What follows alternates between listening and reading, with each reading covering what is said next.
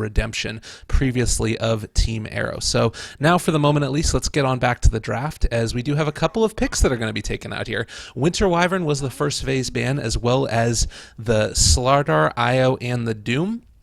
This has led us on into a first pick Dazzle, followed by the Tusk Gyrocopter pickup. So this is kind of an interesting little combo here. You know, I do want to say that seeing Pang5 go for the first phase picks of all of the defensive supports pretty much. This is something that I've been waiting to see in Dota for a little while now. If you think back to the way the Frankfurt Major ended up working out, you had an incredibly strong emphasis on these very defensive supports throughout the course of like the group stages, and even earlier on in the tournaments, the double elimination bracket matches, there was a lot of emphasis on the offlaners. You think of Slardar, you think of Tusk, you think of Darksteer. Those heroes were really where every team was placing their maximum amount of picks and bans priority. Then towards the end, you take a look at how OG ended up running their draft, and they really prioritized taking advantage of these defensive supports. And now we're seeing the majority of these healers taken out of the match. We're seeing engagements that last an extended period of time, and because of this, you need to be able to take those heroes with the sustain out of the game. And we are going to be having the Dazzle banned out or picked up, as I said. The Tusk in his own right is somewhat of a defensive hero, and kind of has a little bit of an interesting dynamic here as well, because Shallow Grave, if you take a look at duration, is 5, meanwhile the Snowball only has the duration of 3. So you're going to be able to keep somebody alive for a little while longer, but not as long as you do for that Dazzle. So it's kind of an interesting little dynamic there. Also, of course, with Shallow Grave, you're going to be able to right-click and cast abilities throughout the course of it as long as you're not stunned up. But let's move on to the rest of these heroes that have been banned on out. We do not see the Juggernaut this game, nor the Viper, Darkseer, or the Ancient Apparition. The Ancient Apparition ban makes a lot of sense to me. Talking about those healing heroes, I'm imagining that given we have this Dazzle Shadow Fiend picked up, and they've already banned out a very strong counter push hero in the AA, as well as somebody that's that sort of tanky get up all in your face and do a lot of damage quickly in that Viper, that we're going to be seeing a bit of, maybe not an extensive push strat, but much more of at least I guess wanting to take advantage of a timing window. And I think that timing window is going to be before Gyrocopter ends up getting BKB. And depending upon how these next couple of picks end up coming out here, I would expect to see them focus a lot more on trying to, you know, get early engagements, early fights, and Spirit Breaker is a great hero for that to be able to happen. We do have the Bounty Hunter modified thing, still a little issues every now and then with Reborn, but it's no big deal at all. It's absolutely wonderful. I think I'm going to take my sweatshirt off in just a second because it is unbelievably hot in my house right now, and I'm going to be casting for the next 6 hours, so I do not want to start sweating all over the equipment. That would be less than ideal. Oh, goodness gracious. So, Bounty Hunter going to be taken out, picking up rather. This is something that I think makes a lot of sense also. If you see that Pang5 is going to be going for a lot of early engagements with a timing push, that means that you have the ability to possibly catch back up in items through trading somewhat evenly in these engagements. Now, I think that also, since the Spirit Breaker hadn't been taken as of yet, the Bounty Hunter is another good pick because it allows you to not be punished as hard.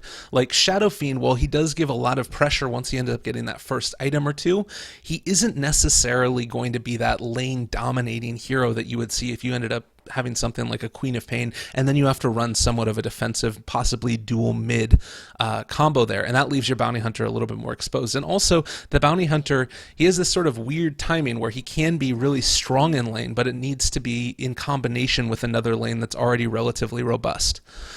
So, moving on, I think that the Spirit Breaker is a decent way to counter out this here. If you end up getting vision of him, you just charge on in, have that dust ready, and whatever lane he happens to be sort of skulking around in, you're going to be able to make him pay. The Bane also is another hero that was highly prioritized. I think I'm going to be talking about the Frankfurt Major until I die. I remember a couple of really clutch plays throughout the course of that tournament, an EG game where last second Fear ended up defensively nightmaring Arteezy as he was on his Fen and just right-clicked away the whole rest of the team. It was absolutely devastating. The strength of these heroes in terms of the ability to outplay your opponent is really, really important, and that's what I'm hoping to see out of these lineups right here. I mean, obviously, hitting Raze is great. Being able to charge on in and throw down the Nether Strike on top of a key priority target, very impressive also.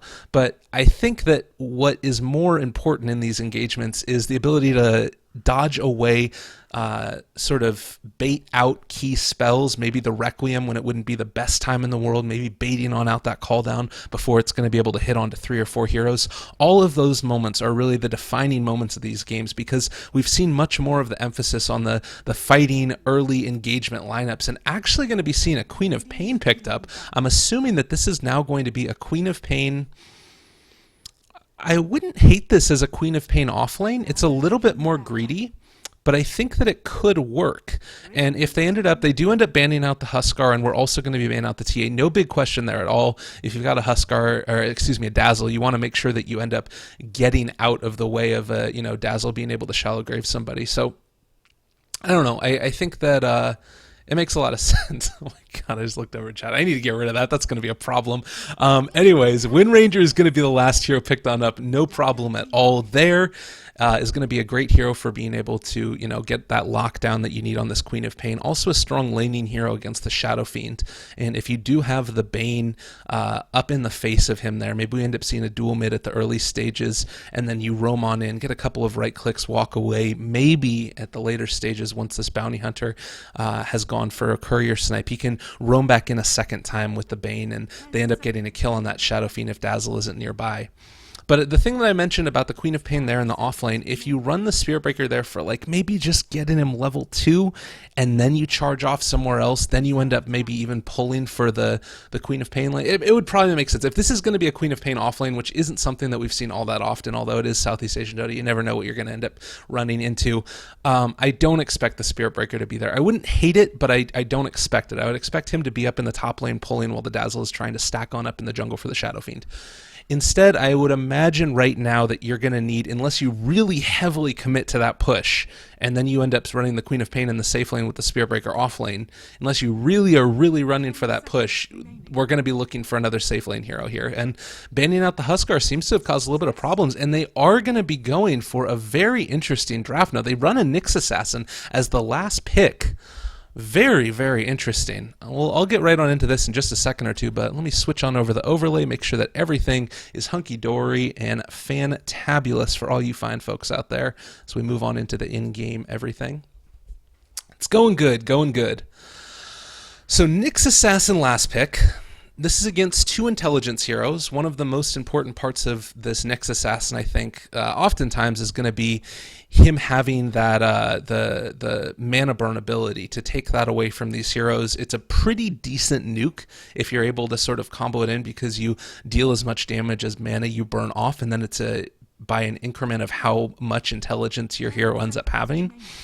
So I think that this works well. It also gives you a bit more of the counterplay solo kill potential, sort of in the same way that you have with the Bounty Hunter there. He's going to be able to really mess around a lot with these in combination with the Spirit Breaker. Basically, you can set up on any hero that you want, and I think that they ran this yesterday, if I'm not mistaken. I believe that Pang5 ran this yesterday against Signature.trust. Is that the game that they ended up playing against? I think that's the matchup.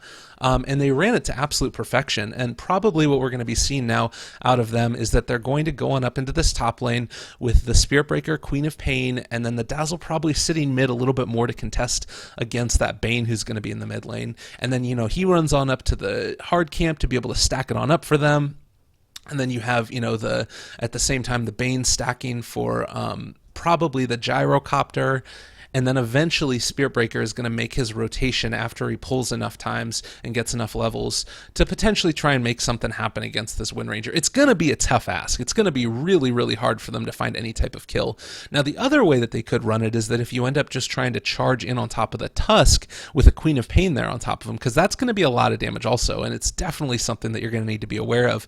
Also, if you end up having the Dazzle roam on up at that point, you can have the Queen of Pain blink behind the Tusk, and then you can just sort of toss on out that lovely little heal bomb.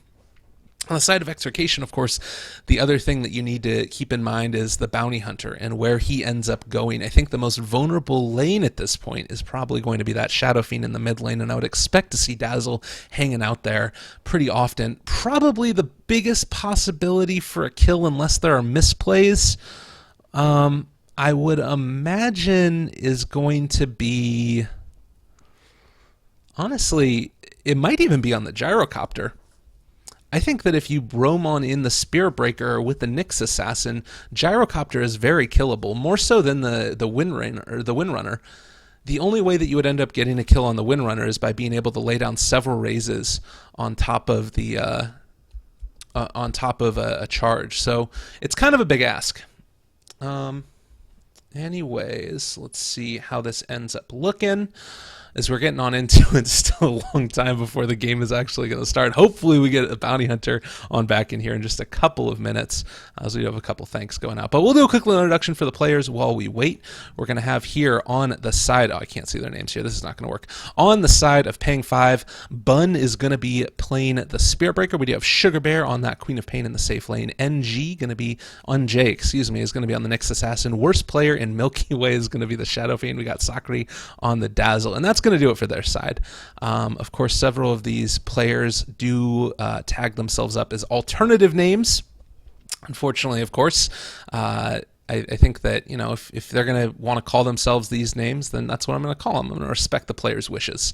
On the side of Execration, we got Nando, who's going to be playing the Gyrocopter. Professional throw player, who's going to be playing the Bounty Hunter. Lekumi is going to be playing on the Bane. We have Shanks on the Windranger. And last but not least, BYB on that Tusk. And we're all ready to go, ready to make some action happen as everybody heads on out to their respective lanes. TP's on over in the mid is going to be the Dazzle, wanting to get down that early Observer Ward. This has been a play that we've seen more often than not in the recent past. Occasionally also, just because of the speed with which these players throwing out those TPs, they end up having to send the courier on back as they bring them on out, buying them before they're able to even TP out and release them into the wild. But this is going to give them pretty good vision now. You're going to have professional throw player heading on up to the top. If he does not end up, do they get vision of him as he walks on in here? It does look like they're going to be able to see him, unfortunately, for the side of Execration. They're going to know that Bounty Hunter's running around.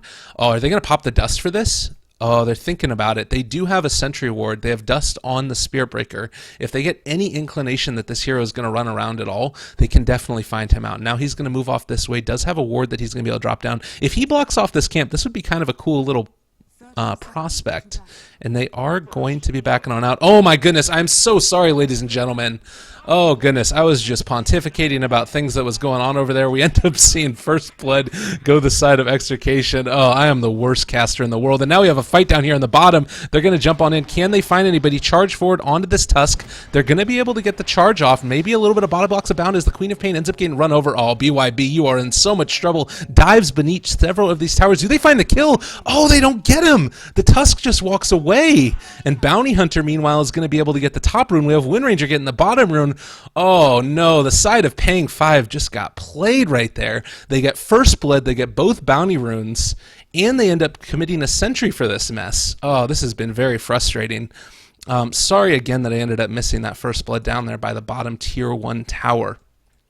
Just a swift little combination ended up spelling the end for that Nyx Assassin, who definitely does not want to start off the game like this. So we'll do a quick little look around, see how this goes. It is going to actually be Bane in the mid lane, given that they ended up getting a bounty rune on the side of Windranger. They don't feel like they need to commit too much further on top of this hero. Maybe a little bit more action over here as Sakura gets a little bit fresh with that Tusk in the top lane.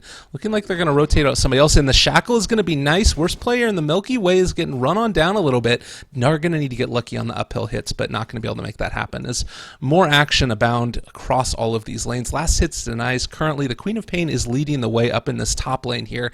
Having to face off against the Tusk is never an easy matchup, but particularly when you have a couple of these supporty heroes in the area, they're going to be able to keep her relatively safe. And the only thing they really need to be careful about is making sure, ooh, the Shackle ends up connecting. Worst player in the Milky Way getting run down. They do have creeps in the area. Now they're going to be able to get the Orb of Venom slow down. This is going to be another kill on top of the Shadow Fiend. They save it for the Windranger, and Queen of Pain in the top lane also kills off the Tusk.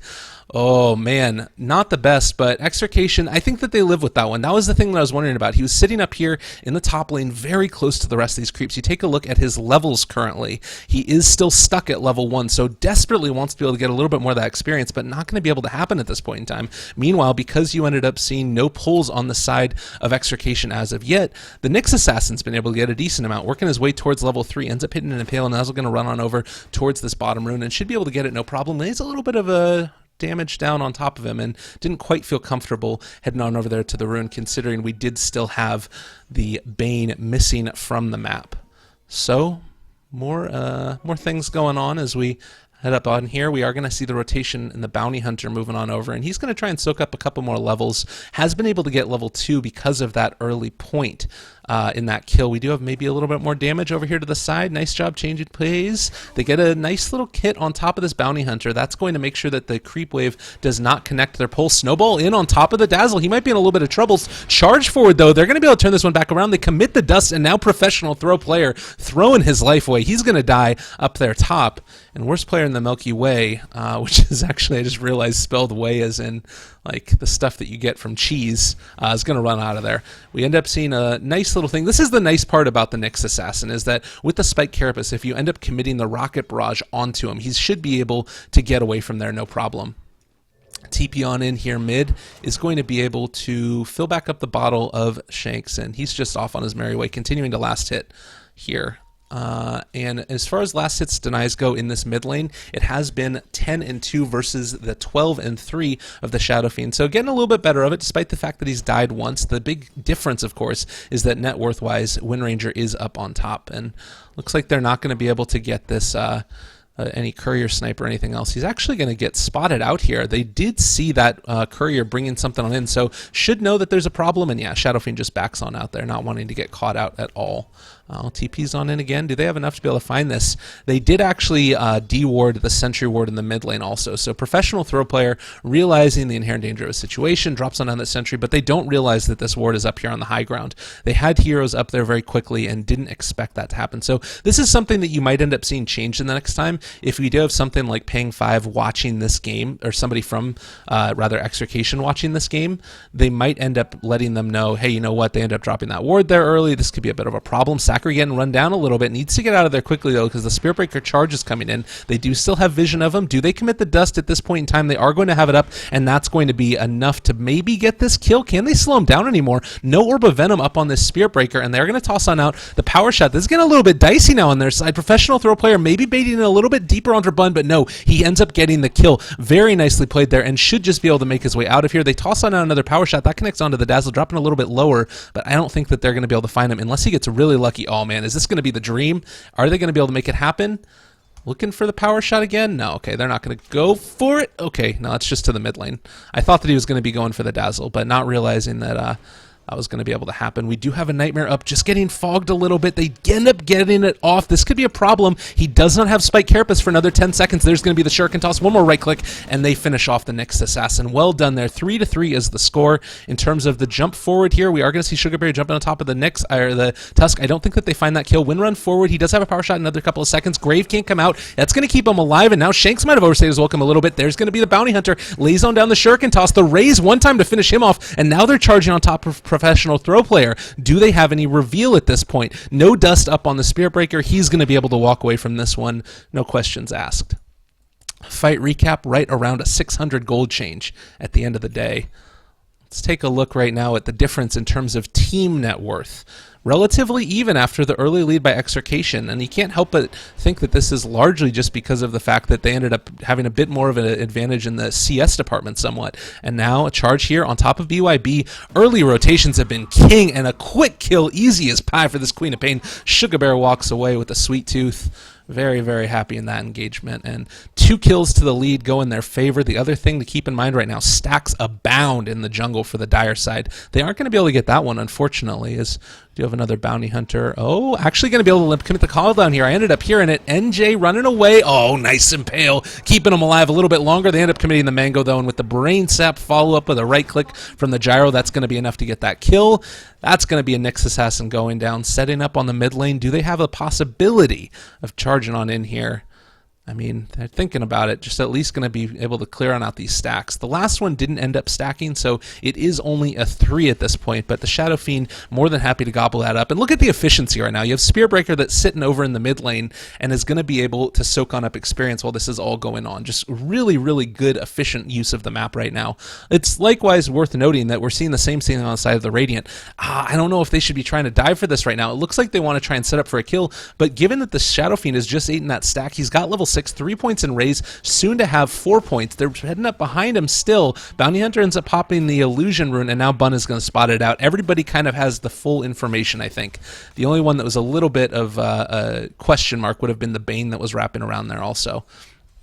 But he has 1 point in Nightmare, 3 points in Brain Sap. Looks like they're going to set it up again. Another Rocket Barrage. The difference this time is that he does have enough to be able to keep him alive. Maybe the Wand Charge, I thought it was going to be enough, but not going to be able to be. And then they cancel the TPs.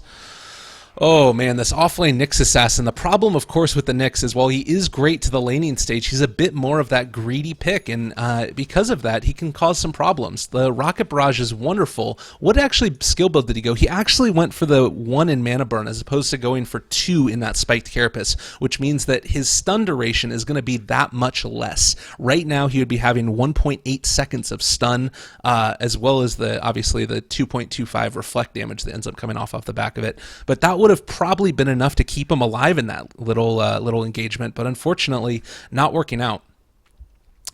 Well, let's see where we're sitting. Now that we have a little bit of time to sort of catch our breath for a second, I'm going to take a quick little sip of coffee. Oh, it's lovely. Lovely, lovely, lovely. Execration up right around 500 gold in terms of net worth. Nothing to write home about. Experience, a similar story. Mainly it's just that these lanes are working out for them a little bit better, and of course you end up getting a little bit more out of the return kills that come back your way. Now I will mention also that the big thing to keep in mind is what is the itemization of these heroes going to be. Right now you have a Bane with brown boots, the phase boots, no surprise, on top of the Aquila for the gyrocopter. That does mean that he's going to be hitting a little bit harder than your friendly neighborhood Nyx assassin. And it's worth noting also, he didn't end up going for another point in Impale. I think that he realized he probably didn't want this point in Mana Burn. It's one of those things where with these heroes that are a little bit more new to the meta, you have a bit more dynamic skill builds. You have room to play around with it, see what you want to run. And I kind of feel like he might have wanted to go back for another point there. Maybe it's still worth it to be able to burn off the mana from the Bane, because while he did end up getting, obviously a buff to his the mana cost off the back of Brain Sap, it still does scale up as you level the skill more and more. So if you're able to burn away that little bit of mana, maybe he doesn't get the 230 damage pure damage nuke on top of you. So tough to tell, and Spike Carapace might not have saved him there, but maybe you end up diving a little bit deeper for the kill, and then maybe the TP rotations don't get canceled, and you get a return kill onto the gyrocopter. So that's something to think about there. I'm expecting to probably, I was expecting to see the mechanism up on the Shadow Fiend, but I wouldn't be surprised to see him go just straight for Sanjin Yash or some other sort of more fighty build. Their lineup, while they can group together and fight, I don't think that they have to, and I'm honestly wondering, given the start that they've had, if they want to sort of weather the storm a little bit longer. They are going to be running on in here. Shanks separated from the crowd. They are going to be able to commit a couple of damage on top of him. DD there. They're going to be able to hit the shackle, but I think that he might have overstayed his welcome a little bit. They do have a professional throw player in the area. Can they find a kill? Jump forward, right clicks the bound. Nice shackle's going to catch on in the bounty hunter. Oh, he is not a happy camper. He would have been able to walk out of sentry range, but unfortunately, they catch him out. 2 quick kills on the side of Pang5. Happy as clams and just going to walk away back to their lanes. Everybody is just chilled out and relaxed. 900 gold swing at the end of everything, as well as an 800 gold lead, and that's just, again, going to switch it back into their favor. So back and forth we go on this roller coaster ride of a first game of the night. Yet again, this is going to be a best of 3 between Execration and Pang5. We do have another series later on in the night, Blame TV up against Fnatic. But as for now, looking like they're farming very efficiently. Worst player in the Milky Way finishes off the stacks. You've got Zachary on this Dazzle, who's going to be able to finish that one off. We did also see, at least for a second or two, the Queen of Pain in the mid lane soaking up experience, and now it looks like they might want to set up for another kill. Spirit Breaker can charge to whatever lane he wants, and they are going to be trying to take on out this Gyrocopter. This makes a lot of sense to me. You want to be able to kill him off. He started off to a really great start, and I think that he's realizing the pressure might be coming now. He's backing on up a little bit more, doesn't want to get too far out in front of everything. Bane is now here. There's going to be the charge committed. He might end up going down now. We do have the Vendetta that can come out. Sonic Wave committed. Maybe an Impale going to hit. That's going to be a kill, but they do end up taking out the Spirit Breaker at the end, and now NJ's going to go down. Might have overstayed their welcome. They rotate 3, they lose all of them. They get the Gyrocopter, though. Don't think it's worth it. A big gold swing back in their direction. 1,300 on the floor in favor of Execration, as well as right around 1,600 experience. That's going to help out these supports a whole heck of a lot. Bane now has Fiend's Grip. Tusk has Walrus Punch, as well as maxed out shards. And I don't know. You commit a lot for that one. You commit your safe lane Queen of Pain for that one. Net worth still ahead of the Gyrocopter on her side, 4,100 versus the 38. And now we have maybe another little bit of an engagement down here bottom. They tossing out, oh, Fiend's Grip up. He wasn't expecting it. Nyx Assassin's going to go down with the power shot for good measure. There's going to be the snowball forward, punting a little bit of trouble. They cancel their TP. That means that this Spirit Breaker is way dead. 2 quick kills again. They take out the bottom tier 1 tower. And Execration strike back again and again. They do. Maybe right here. I mean, I think that this to me looks like maybe not quite understanding how tanky this hero was, how quickly the TP rotations were going to go, getting a little bit frisky down there. They wanted to make something happen early on this side, but I was talking about that timing window. Before you get the first couple of big items on these heroes, they are a little bit weak. You're not seeing the crazy lane dominations out of these sides as much as you would normally see, and actually professional throw player is going to go down. So running on over to the mid lane, the Sentry Ward actually is just now going to expire. Oh, that's so frustrating. Would have loved to be able to have that one expire a couple of seconds earlier, but able to get out of there. So story of this game so far. I think right now, Blink Dagger, 19 games. Yeah, I think that Blink Dagger would be pretty, well, it's tough. Right now, and this sort of harkens back to what I was talking about in terms of this game. What you have is a very strong nuke from the Queen of Pain. You've got very good potential magic damage that comes out from the Shadow Fiend. You've also got a decent amount of control from the Spear Breaker. The big thing that's lacking is the secondary AoE control. They really have to hit these Impales on the Nyx Assassin, and if they hit them at the beginning of a team fight, it's worth it more for him to hit the... Oh... It's worth it more for him to hit the Impales than it is for him to hit the damage from the Vendetta, because you have enough follow-up damage from the Queen of Pain and the Shadow Fiend. So until he has his solid initiation, and until they end up having that ability to really keep people stuck in one particular area, you're going to not be able to really find the engagements that you want. Maybe even at this point, if they want to fight, they're going to need... I think that probably Nyx Assassin has to go Ags this game because they need that cooldown shortened up on the Impale. They just don't have the ability to catch and keep heroes in one individual place, and that's part of the reason I think that you ended up seeing the Dazzle go for Poison Touch. Of course, he was also leveling that up to be able to kill the Tusk at that early engagement by the rune, but they do definitely need more ability to control these draft, and you look at the side of Execration, that's all that they've got. You got Tusk, Snowball, Walrus Punch, Ice Shards, you've got the slows coming in from the cooldown, you got Shackle Shot, you've got everything on Bane's side. Now a big engagement looking to brew off here. They end up catching the Fiend's Grip immediately on the Shadow Fiend. Sonic Wave comes out, he goes down. Death Requiem not going to be enough. Zachary dropping low. He ends up graving himself. Is going to try and stay alive, but the Shackle is too good. Maybe going to be able to kill with another strike there. Gyrocopter takes out the Dazzle, though. Jumping forward, Sugar Bear getting a little bit more fresh, able to take down the Bane, but 3 heroes are already dead on the side of Pang5 and looking like they might end up losing their Queen of Pain in just a second or two. Get him body blocked by the creeps. Not what you want to have happen. Tosses out the Scream instead of blinking, and now is going to go down. Shackle Shot gets committed to keep her in place, and now NJ ends up going down also. A huge loss already, and it looks like it's going to be more. Janata proc one time, dodges away from that power shot, but they're continuing to fight. Full man team wipe. I think that they lost 6. Oh, goodness gracious. Taking a look at the fight recap, even after you end up losing the whole 1,400 net worth lead, they're going to try and get something on BYB, but is it going to be enough? Oh, Nando, he's going to be able to get earned on up, still staying alive throughout it, and maybe is going to be able to turn this one back around. No, they're going to reinitiate. They go down again. Bun is going to drop low, and I think he dies here. Also, Zachary, what is going on? Oh, Pang5 hasn't had all of their heroes alive in a couple of minutes at this point in time, and continuing to look worse and worse at this stage. They're going to go down. They lost 1 on the side of Execration. I believe that they lost 8 or 9 on the side of Pang5. Oh, goodness gracious me, oh my. Ooh. Let's take a look at the final fight recap. It looks like that's been the score each and every time for these fight recaps. Oh, I hesitate to look at this. Are we going to see something really devastating? I want to give it a second to catch back up so that way it can fully encapsulate just how badly that went for Pang5. Oh, yeah, all right, that's going to do it. 7,500 net worth lead into the favor of Execration, as well as right around 5,000 experience. Oh, man. Man, oh man. Tusk is going to be able to pick on up a Mechanism in 400 gold. For the Bane, Soul Ring Tranquil Boots, easy. He's also going to be able to have another 900 gold, maybe into a Glimmer Cape next. I wouldn't hate that item on him. Meanwhile, on the side of the Gyrocopter, picking on up the Sanj and Yasha in just a few minutes or two. We already talked about the Tusk, and halfway to the Aghanim Scepter, actually 3/4 of the way to the Aghanim Scepter on the Wind Ranger. And for Pang5, the items are not where they need to be right now. Oh, they're tracked on up on top of the Shadow Fiend. He's going to go invis, but is tracked in walking through a sentry. They're looking for this kill. They smell blood right now. Track is just got initiated, so they're going to be more than comfortable diving on this. Now, the one thing to keep in mind is that Tusk hasn't finished off his mech right now. If they take this fight, this could be a little bit bad. Maybe you're going to be able to find this one. Oh, shackle onto the tree. Why not?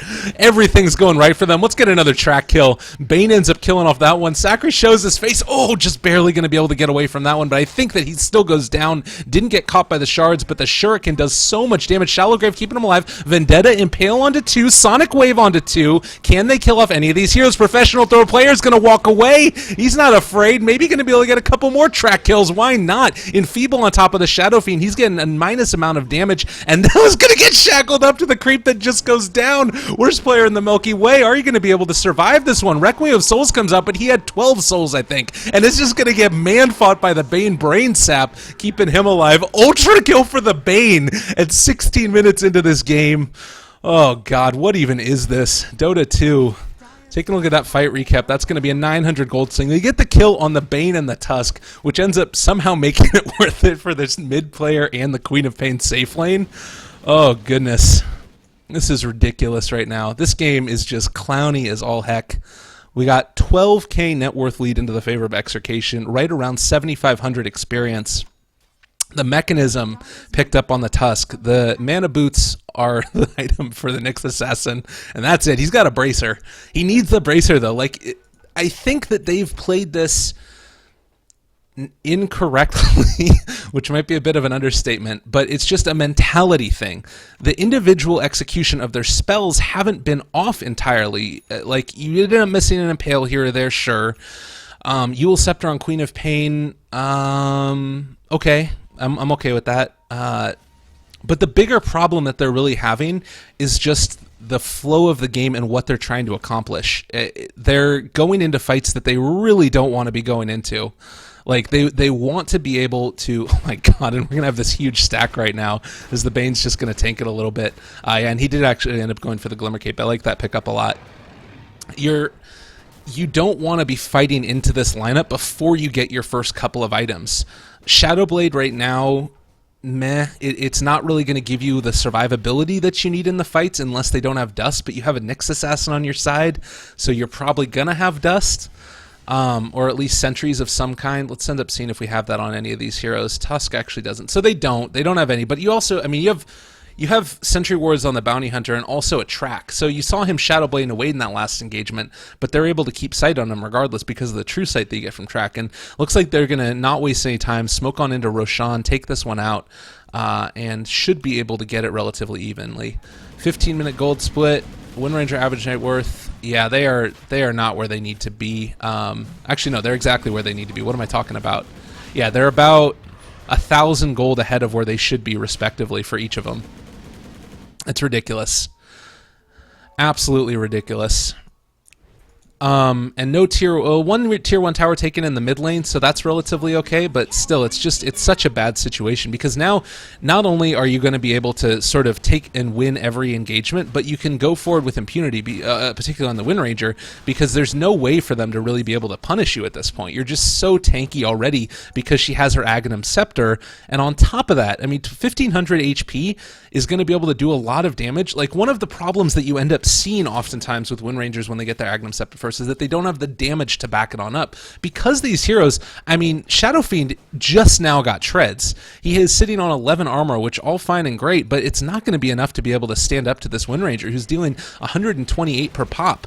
So it to me feels like they're not in a position where they're going to be able to do it, and they don't have the best heroes to come back into this. They can split push relatively well with these heroes. Queen of Pain with the Yule Scepter isn't going to be the best in the world because you want to save that Sonic Wave. Now Bane is going to end up going for the Gem of True Sight just to really nail down this vision. Execration is playing this exactly how they need to. Like, they're picking up the defensive item on these supports that way they don't end up losing cores for nothing. They're going to start shutting down the vision all across the board on the side of Pang5. They're going to be in such a strong position in about the next 5 minutes.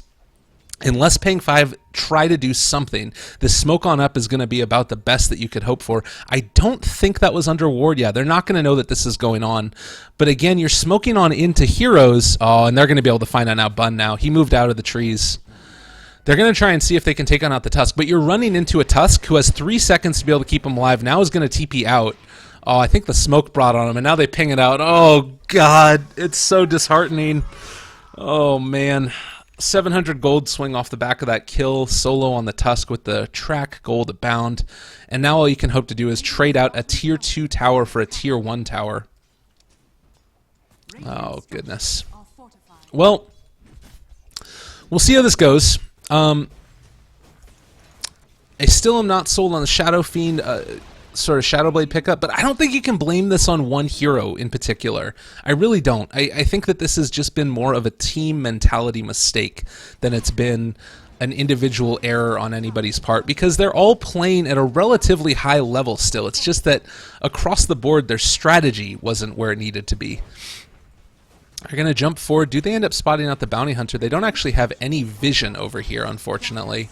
They don't have any reveal. Bane actually ends up getting caught up by the Yule Scepter. He is bold as brass, not afraid to go forward into all of them. Brain Sap away. Sugar Bear almost goes down to that one. Now is going to end up tracking on up. Worst player in the Milky Way. The Gyrocopter was able to take on out the Dazzle, but back over here to the side. Can they kill him off? There's going to be the Aghanim Scepter. Shackle Shot onto worst player in the world. He goes down. Oh, Bounty Hunter survives on nothing. There's NJ trying to run away, but the track gold is on top of him. Bane did go down in the end, but now going to be able to shackle on forward onto him. Is going to be a dead Nyx Assassin. Impale comes out, but he still dies. Oh, man. I mean, the one kill that you get there on the Bane, the fact that that almost made that trade worth it, with the Nyx Assassin going down, it's definitely not worth it, just speaks volume to how far ahead they are. Man. So, Tier 2 tower goes down on the side of Pang5. Tier 2 tower stays up on the side of Execration. They lose another 3 heroes for the Bane. In terms of difference in team net worth, 15,000. That's right, is right around 12K experience. 68 or 60% win rate with that Wind Ranger. But honestly, the other thing is that to me, the sort of dark horse in this whole engagement is going to be this Gyrocopter. Like, he is so freaking tanky right now, and is actually going to be having his BKB brought out to him. And I talked about that timing window where you need to be able to punish the Gyrocopter before he gets BKB, and that is now closed. They have to wait for the next timing window before they can really stand a chance of dealing with these lineups. And to me, at least, it seems like maybe you end up getting a Shadow Blade, but like, this is the other thing. Maybe you get a Shadow Blade initiation onto him. They're going to end up catching him out. Oh, the shards actually block him off. Devastation abound. The Nightmare is down on top of him. He's going to go down. Shadow Blade is going to be able to TP, but no. Walrus Sponge breaks it out. Another 2-man shackle. NJ and Sugar Bear are all going down. Too much devastation. 3 heroes dead. Soon to be a tier 3 tower on the way. Nobody on the side of Execration goes down, and they still, if they want to, can back on up and call it good. Like, they don't need to push right now. They've got, I believe, the better late game on the back of this. 3,000, right around 4,000 gold swing, soon to be towers. Mechanism is going to be back up in a little while. Urns are keeping everybody perfectly happy. They jump forward, track on up Bun. No surprises are going to be coming here. If he wants to, he actually doesn't even have the Nether Strike now. So professional throw player just comfortably walking around, unobscured by anything. Nice, going to be able to get a couple of shuriken bounces off there on top of the Dazzle and the Spearbreaker. I believe that was the Aegis expiring though. But with the Chrysalis up on the Wind Ranger, 23 minutes in, What do you do against this lineup? What are you going to possibly have to bring to the table? Vendetta is up on this Nyx Assassin. They need to be able to hit a really solid... Oh, God. Is Sakura going to end up going down here? Maybe is. They're going to be able to hit the Shackle onto Bun. Doesn't end up latching. There's going to be a Sonic Wave, but only connects onto that Tusk. He does fall to the Raise. Maybe they turn this one back around here. Are taking a lot of damage. Nando not afraid to go on in, though. This could be a bit of a throw if he goes too far. Requiem of Souls come out. Maybe is going to go down here. Can they keep him alive? Buybacks on the Nyx Assassin trying to get back in, but no, with the BKB popped. He's too strong. Triple kill for this Gyrocopter. Continuing to take down Rax's. Buyback on the Nyx, as I said, but what are you going to do? You don't have a Blink Dagger. You don't even have anything beyond a Drums right now. Currently just sitting on that Bracer. And right around a 3,300 gold swing. Too much experience to count. The lead has blown way the heck open. This is -1 over X as X approaches 0, and that is going to be the amount of time that Pang5 has left in this game. Looks like it's going to be about a 20,000 experience lead. Lotus Orb picked up on the Bounty Hunter. What are we getting on these other heroes? Guardian Greaves, Vlad's on the Bane. They're running out of item slots. That's the biggest problem that you got on the side of Execration. And honestly, at this point, if I'm Pang5, I almost would want to bow out just to be able to get your head straight and move on to the next game. It's just too much. Another track thrown on out there, and looking like they're going to go for the last Rax. I don't know if they're going to wait for... They don't need to wait for Roshan right now. Like, they've picked up their next couple of items. Let's compare mid players right now. On the side of this Shadow Fiend, you have a Yasha and you have a Shadow Blade. On the side of the Wind Ranger, you have BKB, Agnum Scepter, Chrysalis, Blink Dagger. She is currently right around, I want to say, like 3 items ahead of him.